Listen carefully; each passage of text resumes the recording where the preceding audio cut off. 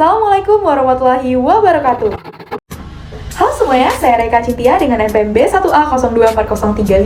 Pada kesempatan kali ini, saya akan memaparkan infografis tugas hukum pidana saya yang bertemakan asas-asas hukum pidana. Asas yang pertama adalah asas teritorial. Asas ini tercantum pada pasal 2 KUHP. Menurut asas ini, undang-undang pidana suatu negara berlaku jikalau perbuatannya dilakukan pada wilayah negara tersebut, baik WNA ataupun WNI. Teritorial ini, Indonesia diperluas pada pasal 3 yang diubah melalui Undang-Undang Nomor 4 Tahun 1976. Yang pada intinya, ketentuan pidana dalam perundang-undangan Indonesia berlaku bagi setiap orang yang di luar wilayah Indonesia melakukan tindak pidana dalam kendaraan air ataupun pesawat udara Indonesia. Sementara pada pasal 95 Undang-Undang Nomor 4 Tahun 1976 yang dimaksud perahu Indonesia adalah perahu yang mempunyai surat laut atau pas kapal atau surat izin sebagai penggantinya sementara menurut aturan-aturan umum mengenai surat laut dan pas kapal Indonesia.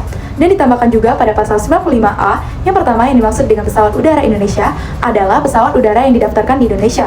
Lalu yang kedua, termasuk pula pesawat udara Indonesia adalah pesawat udara yang disewa tanpa awak pesawat dan dioperasikan oleh perusahaan penerbang Indonesia. Lanjut, asas yang kedua adalah asas nasional pasif. Menurut asas ini, peraturan hukum pidana Indonesia berfungsi melindungi keamanan kepentingan hukum terhadap gangguan dari orang di luar Indonesia. Tidak semua kepentingan hukum dilindungi, melainkan kepentingan seperti pasal 4 KUHP. Yang pertama, terjaminnya keamanan negara dan terjaminnya martabat kepala negara dan wakilnya.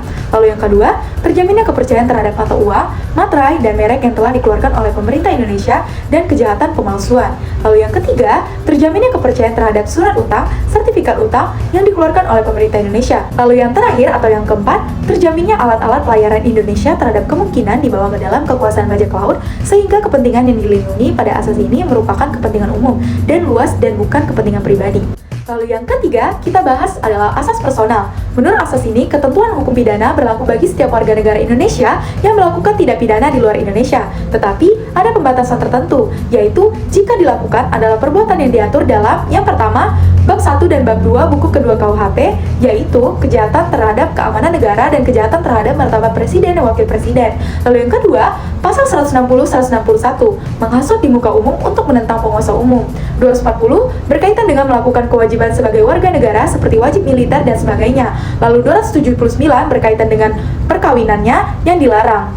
Lalu yang ketiga, perbuatan yang menurut perundang-undangan di Indonesia termasuk kejahatan dan menurut ketentuan di Indonesia atau negara itu dapat dipidana. Yang keempat adalah asas universal. Asas ini bersifat mendunia dan membedakan warga apapun. Yang penting, terjaminnya ketertiban dunia. KUHP mengatur dipidananya perbuatan seperti pembajakan laut meskipun berada di luar di Indonesia atau laut bebas. Hukum internasional mengakui adanya kekebalan atau imunitas dan hak yang dimiliki oleh kepala negara asing, duta besar, dan para diplomat dan juga para personil angkatan perang asing yang berada di Indonesia. Jika orang-orang tersebut melakukan perbuatan yang dapat dipidana menurut KUHP, maka penyelesaiannya melalui diplomatik dan hukum internasional, seperti meminta negara bersangkutan menarik kembali orangnya.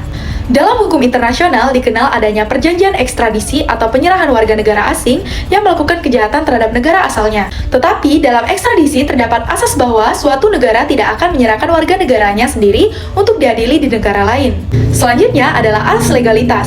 Pasal 1 ayat 1 KUHP bahwa suatu perbuatan tidak dapat dipidana kecuali berdasarkan kekuatan ketentuan perundang-undangan pidana yang telah ada. Peraturan tidak boleh berlaku surut atau retroaktif. Tujuannya yang pertama, kepastian hukum, lalu yang kedua, mencegah kesewenang-wenangan penguasa. Lalu yang terakhir adalah asas mens rea. Hukum pidana yang menyatakan bahwa seseorang tidak dapat dianggap bersalah atas suatu perbuatan kecuali jika perbuatan tersebut dilakukan dengan niat jahat. Mens rea merupakan sikap batin pelaku tindak pidana yang dapat membuat seseorang dikenakan sanksi pidana. Baiklah, mungkin itu saja pemaparan dari saya. Saya akhiri. Wassalamualaikum warahmatullahi wabarakatuh.